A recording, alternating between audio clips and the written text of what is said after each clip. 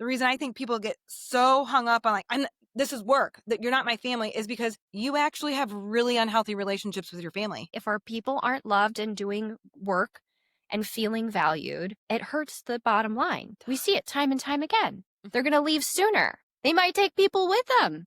Empathy, love, trust, it all includes accountability. Caring well for others at home and or work doesn't mean we let people get away with anything and everything. Welcome to Courage is Built Here, the podcast. I'm Justine Froelker, licensed professional counselor, author, speaker, and corporate trainer. Here, we bring my Courage is Built Here curriculum to life and community. Each week, I invite a guest to walk one of the 5 courageous pathways with me through authentic, sometimes tough, sometimes hilarious conversations. No performance, no polish, just real people practicing real courage with grit, grace, and a whole lot of love. Hi, friends. Welcome back to the Courage is Built Here podcast. Today, we have Pathway 4, Love Others Well, how to relate to, live with, and lead others well. I know I say it every time we do Pathway 4, if the word love for you is a little bit too squishy, especially when it comes to your leadership and work journey, that's fine. You can shift it to care, dignity, or respect, or common humanity. For me, it's love. Like, I love people. I say I love you all the time. I don't think we need to I think we need to say it more. Say it to your friends, say it to the people that you work with. You spend a lot of time with them. I hope you care about them. I also do understand that sometimes there's cultural differences in that word, even in the word friendship. I hope you care about the people that you work with, though. You spend a heck of a lot of time with them to not care about them and to not have dignity and respect. Okay, so just take it, leave it. You know the deal. That's what we do here at Courage is Built Here. So love others well. We cover a lot of things. It's a huge chunk of the big curriculum, of the 3-day curriculum. It includes the skill set of shame resilience, like how shame not only shows up in ourselves, but most especially how we react from it towards and onto other people. And then how does it show up in our relationships at home and at work? We also talk about empathy. So how to seek to understand someone's lived experience, to believe them, without fixing them or placating them, or also not holding them accountable, like not holding them accountable. Like, empathy still includes accountability. Okay, they're not mutually exclusive. We also operationalize trust in Love Others Well. So we talk about how we repair and build trust in behaviors, and we break it down into big cedar. Like, how do you operationalize where trust is built, what you value most in building trust with people, and then also how to repair it when it's been broken. And so we use the acronym Big Cedar in Courage is Built Here. We also talk a lot about hard conversations and curious language and feedback. And so today's conversation is one of my people. Like, she's one of my people. I Marco Polo with her multiple times a week. And I can't even tell you how I first met Rose. I think I first met Rose when I spoke to her Vistage meeting, maybe years ago. She is an executive that really is able to help leaders and teams and organizations through times of change. Specifically when we're buying, selling, things like that. She's so good at what she does. And to be honest with you, I don't completely even understand everything that she does, but what I do know is that she's very, very good at it. She's been through the full training with me years ago. And so we have a phenomenal conversation about how to show up for others and love and lead them well, which also means loving and leading ourselves well. You are going to love Rose. She is literally a ray of sunshine, and I cherish her so much. So let's welcome Rose to the podcast. Hi, my friend Rose. Hello. So good to be with you. Thank you for being here. Thank you and for welcome to having the me. podcast. I have vowed to myself that I'm never going to say welcome to the pod. I don't think I'm making it a goal of mine to never have to abbreviate podcast. I love that for you. That is not your vibe to It's say, not my welcome to vibe. the pod. It's not my vibe. Oh, I'm so excited for you to be here. I often describe you as my literal sunshine in my life. So thank you for making the time to do this. Oh, my pleasure. Goodness. I love it. All right. You ready for your first question? The question that we ask everyone at the front end. Let's fire off. Hey, when you think about courage, most especially through that lens of Pathway 4, love others well, is there a story or a moment that comes up for you? You know what? There is. And this, I was reminded of this story going through a 360 assessment with my executive coach, which was a fascinating process. I would highly encourage all of your listeners to go through that, which does require some courage. So the story that came to mind relates to one of my colleagues. He was explaining in the 360 so graciously. He's never worked for somebody that genuinely loves their people the way that I do. And I was reminded of how we started our relationship when he joined our organization 4.5 years ago. And we set out to schedule one-to-ones every single week. And when we do those one-to-ones, the first 10 minutes, sometimes more minutes, depending on the day, we just talk about what's going on in each other's lives. And it is such a beautiful tradition. It allows us to meet each other where we are. At the same time, my colleague was explaining in the 360 assessment, I've never really worked for anybody that cares about people and loves them the way she does, but she's also figured out how to hold us accountable to things. And he told a story of we were in our one-to-one and he was having issues with Salesforce, right? Large organizations, sometimes very difficult to navigate and get what you need from those larger organizations. And in our one-to-one, I challenged him and I said, I kind of don't care that it's a large organization because this is your job. And I need you to figure out how to get this done. Because as you look around, there's nobody else that can do this. You're the one. I need you to get it done.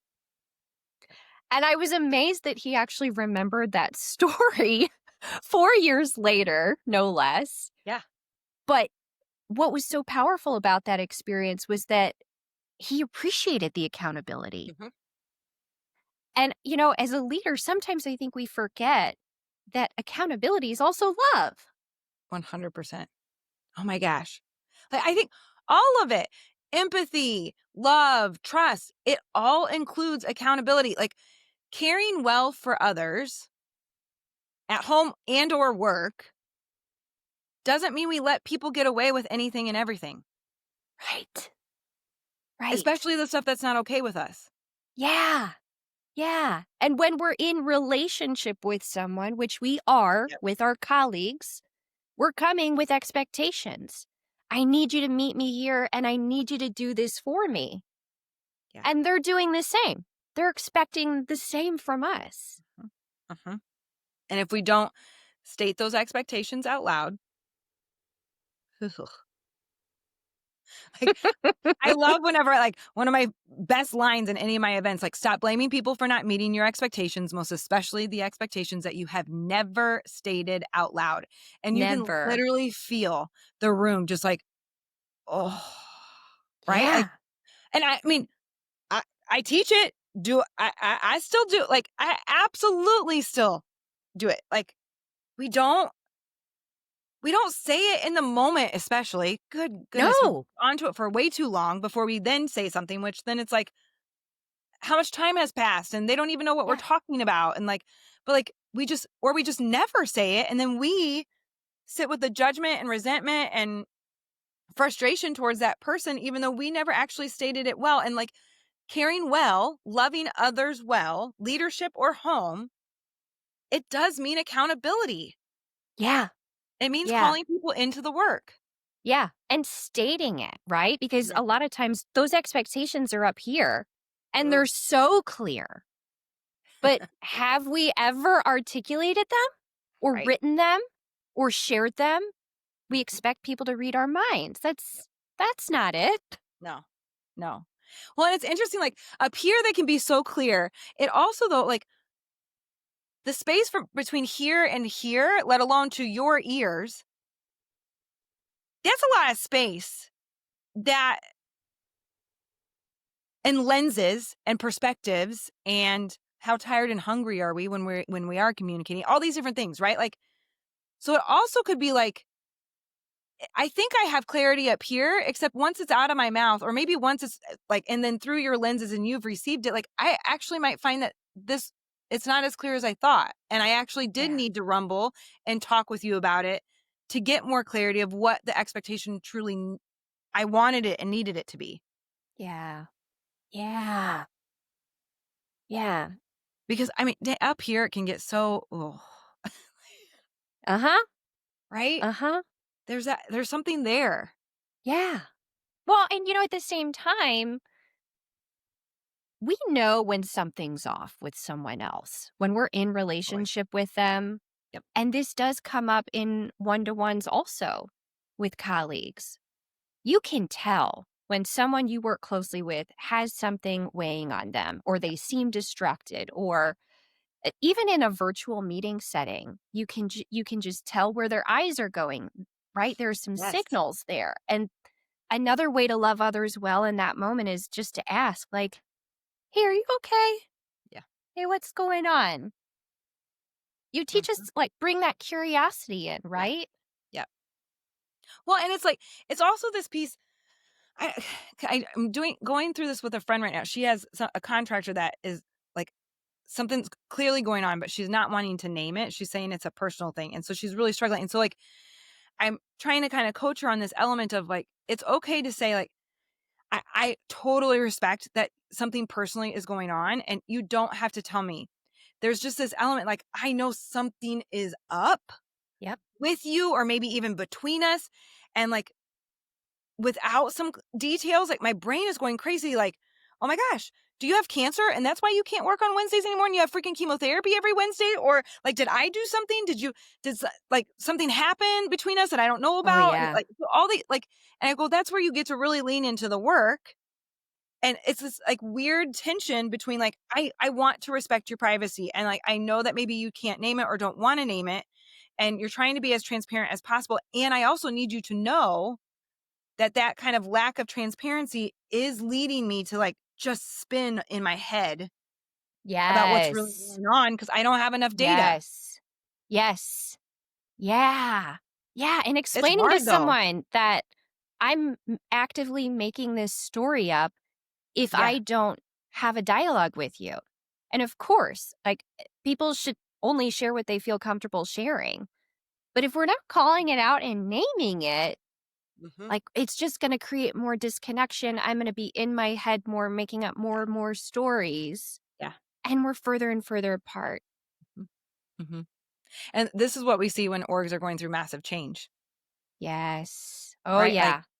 or trauma or whatever else it is, right? Like, and I'm constantly telling leadership, I want you to be as transparent as possible. And sometimes that transparency sounds like, this is what I know. This is what I don't know. This is what I can tell you. And there's also a whole lot I can't tell you. And I know that sucks.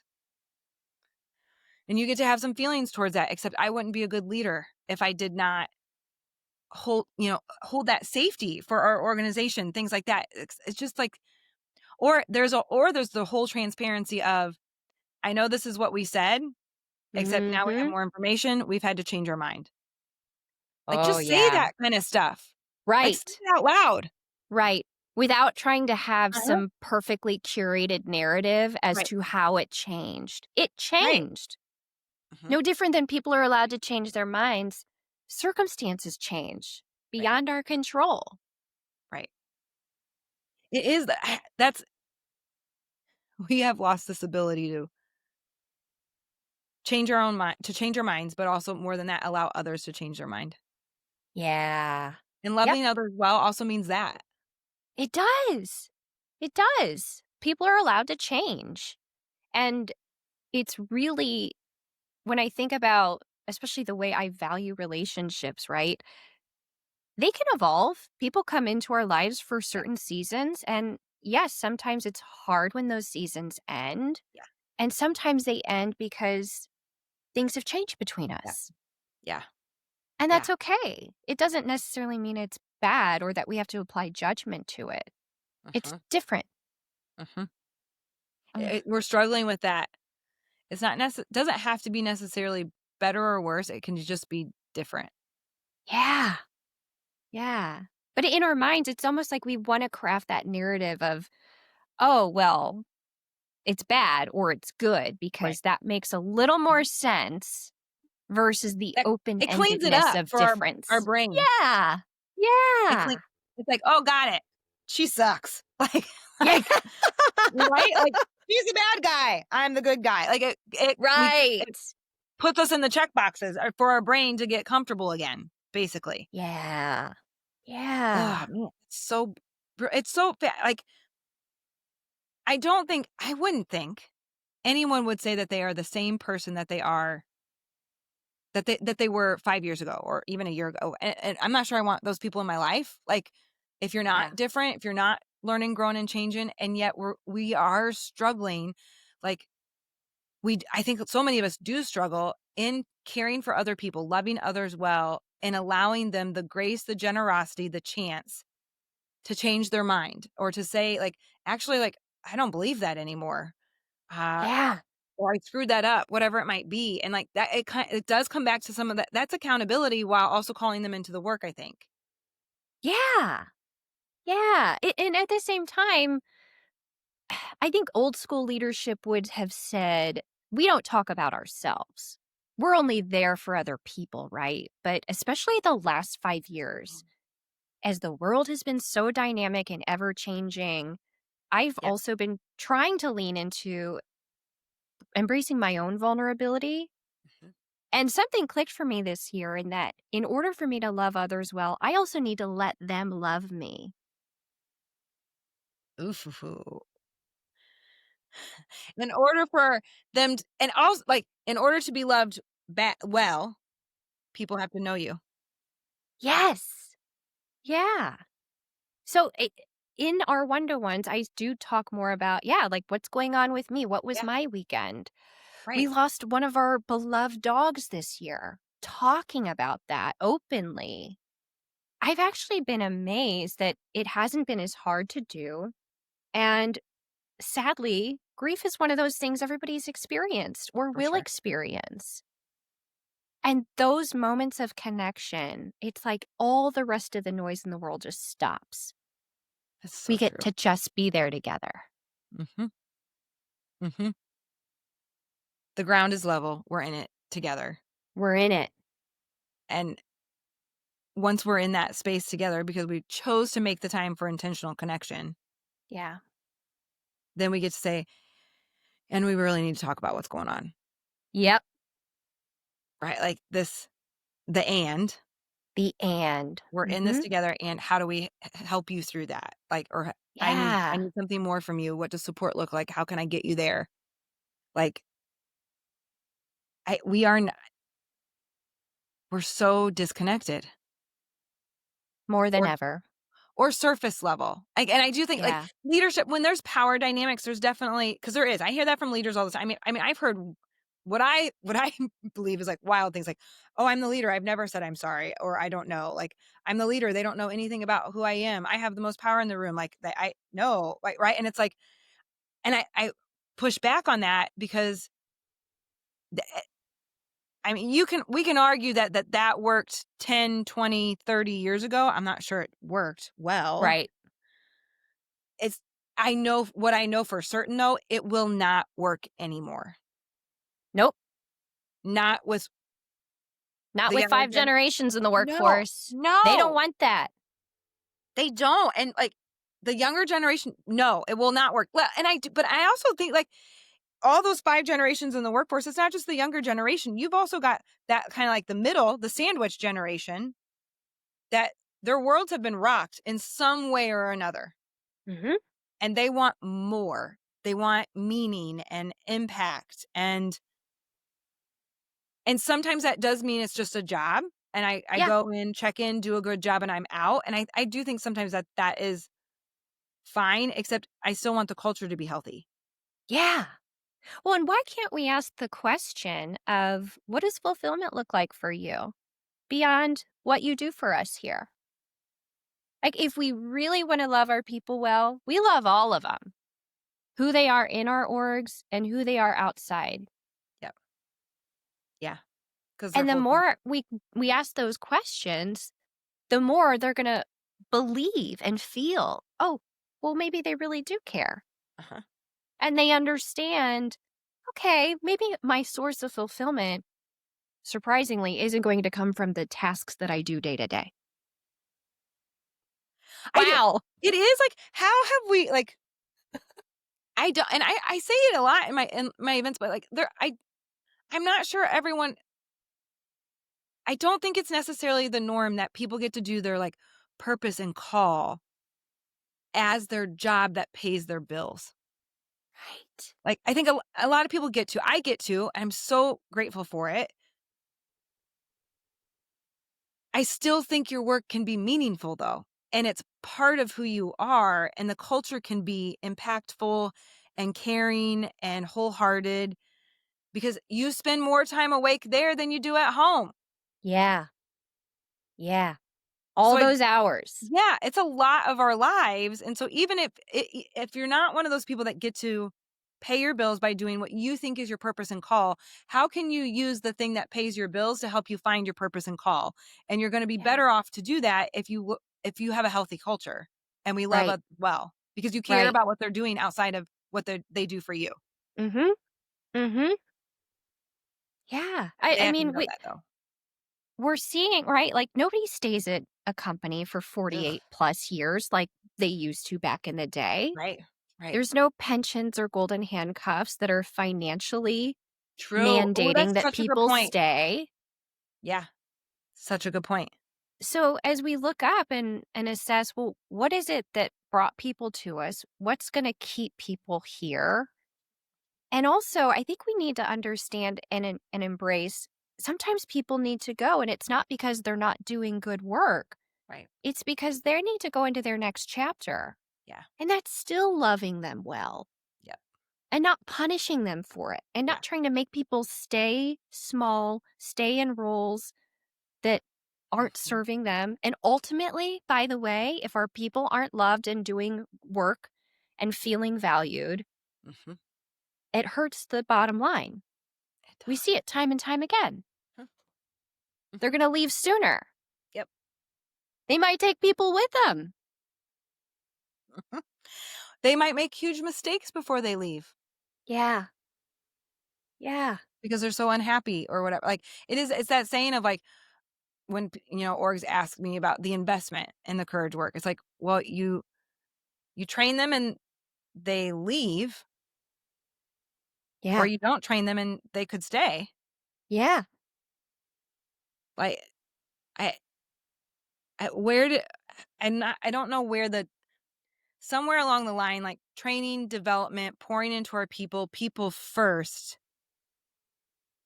Not only has it it's been disconnected from return on investment or the Yep. bottom line, but it's also just been disconnected from like just this inherent need that we all have to be seen, known, loved, heard, accepted, and free. Yeah. And somehow, companies, boards of directors, we've convinced ourselves that when the world gets scary, we retract investment in our people. We go to cut costs Every because time. Every things time. change on a dime. And Yep. what budget line do we look at? Well, training and development. We got to get rid of that. Let's not spend there. When arguably, when the world gets crazy, we should probably be investing more in that particular area because that's what people need more of to feel Mhm. heard, seen, and loved, Yeah. poured into to commit to getting through the hard parts. Right. Right. Because you're probably going to be asking more of them with less during More that time. with less. Yeah. Like every time. That's what I hear. Like it's too much work. We're being asked to do more with less. And like, and I Yeah. get it It's is. It's so every time. counterintuitive. Like, we're only gonna pour into people when times are good? Do we do that in our families? I don't think we do. Oh, that's good. And not That's that real. we need to think of our colleagues or our cultures as family. It works for some I businesses. know. Yeah. I know. I have such mixed feelings about that whole metaphor because I know, like, during the pandemic, I like lots of things went viral. Like, you didn't adopt me, you're not my family, you're my job, things like that. And like, yes, and then like I like it's Simon Sinek who and Leaders Eat Last. That's my Yeah. favorite. Is I love that book, Yeah. and he actually talks about our teams being families. And like, so for me, one of the things that I constantly come back to is like, we all have families. None of us chose them. Like, right? Nope. Yeah. There's a reason there's the term chosen family is a thing, right? Like, Yeah. but like, you may have chosen your organization. You didn't choose who your leader is necessarily, or who your colleagues are, or your team. And so for me, that's where the metaphor, it does stand and for me, the reason I think people get so hung up on like, this is work, that you're not my family, is because you actually have really unhealthy relationships with your family. And so you Yeah. can't even, that's why you fight against, like, you don't know how to have boundaries and accountability and loving others well, which includes boundaries and accountability with your family. And so therefore you think like, no way am I doing that with my work people. And it's Of like, course but maybe not. you need to, right? Like, Yeah. so I don't know. I think for some reason people think that when we say we're a work family, they think like, well, then we just let people get away with stuff all the time because so many people allow that to happen in their families. Oh my gosh. Yeah. We And that's not it. absolutely do. Nope. Oh, yeah. I mean, I always say that, like, when we talk about trust, right, in the courage work, I'm like, this is Yeah. hardest with family and with work people because Mhm.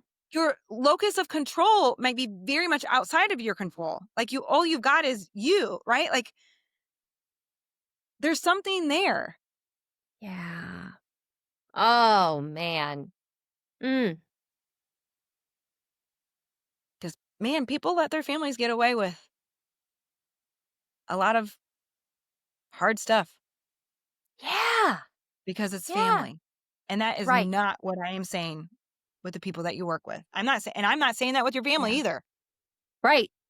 Right. Boundaries are part of loving others well, It is. Ugh. always. So how do you help people start the process of establishing healthy boundaries in the work setting? How do you do that? Oh, it's so hard. I half the time the conversation is, how do you be as okay as possible within this situation or maybe even system that you don't have much choice or control in? Mm. Like, I think a lot of times with work, it ends up being an emotional boundary. It ends up Yeah. being like, I'm going to stop expecting them to make different choices when they've shown me over and over and over that these are the choices that they make. I'm going to stop expecting him to be different because he always speaks to me that way, even though I've spoken to him about it and say it's not okay. And I do think for some people, like those emotional boundaries are how you're going to survive, if not even thrive within something Yeah. that's really, really hard. Right. There always will be those times though that like that emotional boundary ends up not being enough and you have to turn it into a physical boundary, whereas like you got that guy that doesn't speak kindly to you and like before you're like, okay, I'm going to stop expecting him to be better, he doesn't have it in him, not going to hold on to resentment because it's destroying me, it's not helping Right. us. um but it hurts too much or it really starts to affect your health, things like that. And so then it maybe turns into a physical boundary of, I will no longer be in a room with him by myself. There always has to be a third party. Yeah. And, I don't think one has to like explain that boundary to him or anyone else, but it's like this, Yeah. no, that's now what was an emotional boundary is now a physical boundary because that is something that I can do to be as okay as possible within this system that does not feel okay with me. Because like Yeah. we can say all we want, like, I mean, I will say it. Life is short. It is way too short to be in a toxic, abusive work environment. And there are a lot of people who just can't up and leave a job. I know that. like Right. both things are true. Yeah. It's uncomfortable to live in the truth of both of those things, but like both of those things are true. And so that's where I'm constantly looking back at people in the trainings and saying, what do you need to do to be as okay as possible? Those Yeah. are boundaries. And I think a lot of people just think boundaries are cutting people out. And Oh, yeah. Yeah. I don't, that's not a bound. I mean, it might be the boundary. Maybe, Maybe. maybe Maybe the it does change warrant is too that. little, too late. Yeah. Maybe it was such a great harm that is the boundary, because that does exist. Sure. That's accountability. Uh, Mhm. but a lot of times it's boundaries I find it's more within me. Yeah. Well, and it's that concept of what's the role we're playing in our own suffering? And how do we So much, stop Rose. that? So much. We are playing a huge role in our own suffering. If we keep going back, what is it you say? You say something about a well. Stop going to an empty well looking for water. That, Yep. right? And that When people includes have your shown well. us Yeah. how they are going to treat us and Yep. we continue to allow it, but yet we go back expecting it to be different only because we have that desire. Well, that's a little silly. Uh-huh. It's You not going gotta to at least ask change. for it. Got to ask for it. Gotta ask for it. They may not want to. They may not be capable, in which Yep. case then you got some information and you got to go find what you need from someone or somewhere else. Yeah. Yep. Yeah. And And that it comes also with, like that harnesses your power too. oh my gosh, right. Oh, that's good. It harnesses your power. And I do think we have to be realistic. Like, it still comes with grief. It does. Oh, it does. Like, we're not naming grief enough in all of this. Like, they turned out to be someone that you didn't want them to be, or they disappointed you, right? Like, and they're not willing to change to Yep. to keep your relationship the way it is, or to salvage it, right? Like, so The it does, grief it harnesses piece. my power, and I still need to make room for the grieving piece. Gosh. Well, and when you really stop and think about it, I'm sure we can all come up with a situation where even just our side of it, like when I've gotten really frustrated at someone because I want them to be different, it's actually because I don't want to grieve this relationship. Shoot. Dang it. Yeah. Yeah. Yeah. Oh, man. And we This wonder work. why people are reacting the way they are. Right. Right. Oh my gosh, so much of it comes down to like just naming how complicated it all feels. Yeah. Yeah. All those, a bunch of things can be true at once. They sure can. And our brains and the world does not like that. No. No. Like, Safety. right. Safety category. Predictability. What Yep. do we know? Yep. Absolutely. Even if it's bad for us. right. Hello, social media. Oh my God.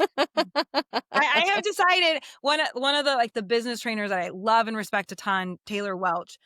He like just he's talking about like stop reading comments, like literally fast from comments and see how much your life changes. And it was like at first my I was like, how do I connect? And I'm like, are unfortunately few and far between is connection happening there, especially because you can't necessarily rely on the algorithm to actually show your stuff to your community, even though they Right. signed up for it. Right. For them to really comment on it. So what? I'm going to miss like 2 comments on a post. Yeah. I can go look at them next week when I'm not fasting that day or something like that. It was just like, Right.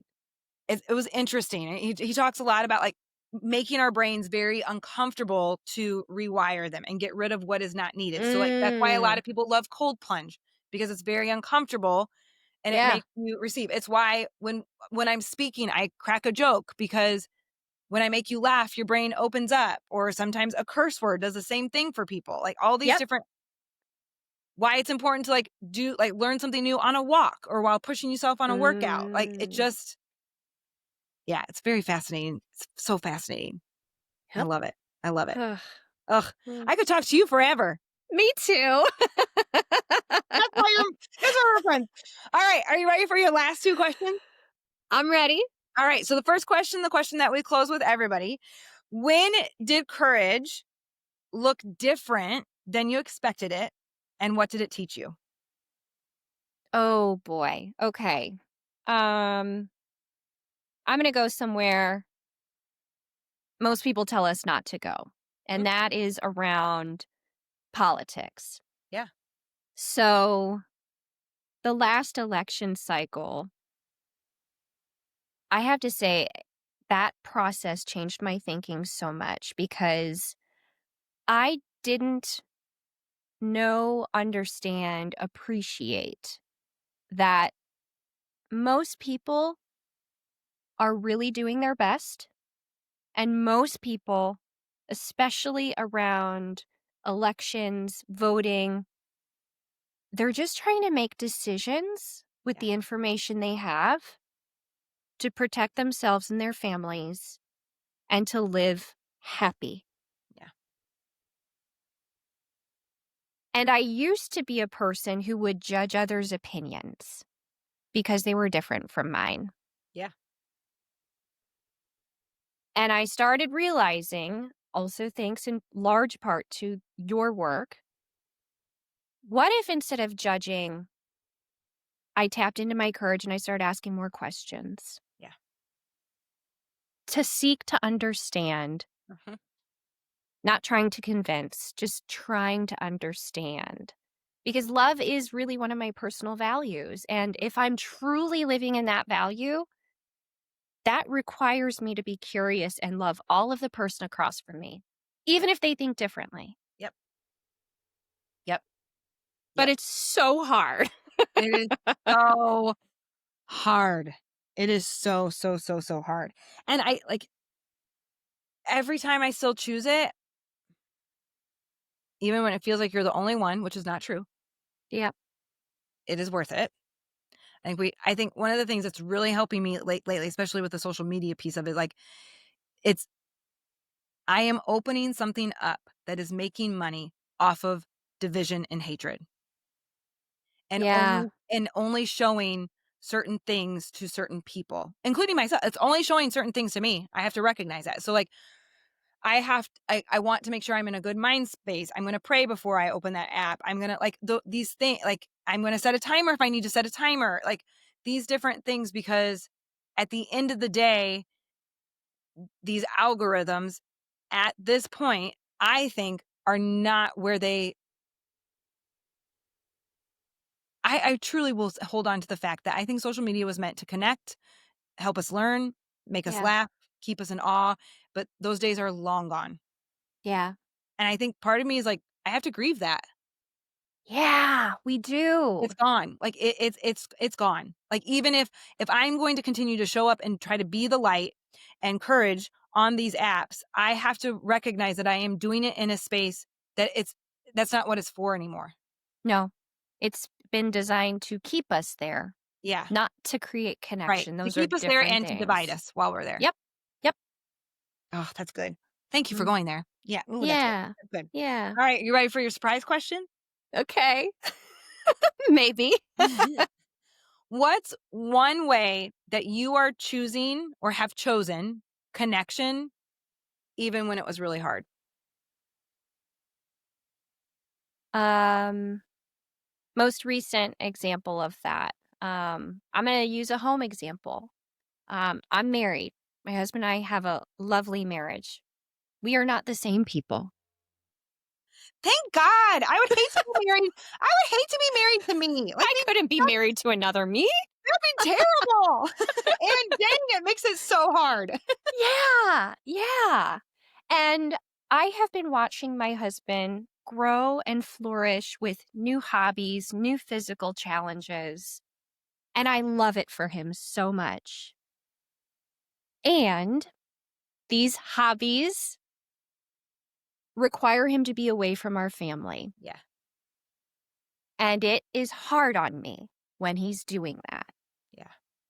I am a person who often believes I have to solve all my problems by myself, but that's not connection. Yep. And he's the person I love the most in the entire universe. Yep. So that's going to require me to have the conversation we just had where I had to tell him, I love this for you and it's really hard on me. And I just needed to tell you that. Yep. And And you know what happened? Nothing bad. Nothing bad. I had made all these stories up. oh No, yeah, you can't. Oh no, he's going to be disappointed. He's yeah. going to feel attacked. He was just like, I'm so glad you told me that. I thought that might be the case. He already knew. Oh yeah, yeah. And also still needed you to say it.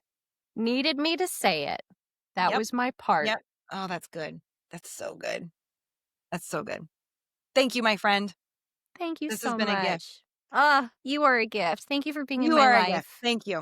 All right. So if people want to connect with you, where can they find you? We'll make sure to link it all in the show notes too, but where can they connect with you? You can find me on LinkedIn. Look for me there. I'm also on Instagram, though if you are not a dog fan or a nature lover, you may not really like my content. I know. Rose I Thompson love this. official. I know. I'm always like, if you go with Instagram, you're going to get more of these things. Right? Yes. Especially if you watch stories. So, Yep. yep. I love it. I love it. Thank you. Thank you. Thank you for being here and making the time. I love you so Oh, much. I love you. Thank you. Thank you for listening to the Courage is Built Here podcast. Whether you're brand new to this work or living it out loud every day, I hope today was helpful, hopeful, and a reminder that you're not alone. What one bit of courage will you take from this episode, and how will you walk it out? If this episode encouraged you, share it with a friend, leave us a review, and please make sure you like and subscribe. New episodes come out every Wednesday on your favorite podcast platform and Fridays on YouTube. For more resources, head to JustineFroelker.com and click to my store. Because courage isn't a one-time thing, it's built right here, one small choice at a time, and especially between us.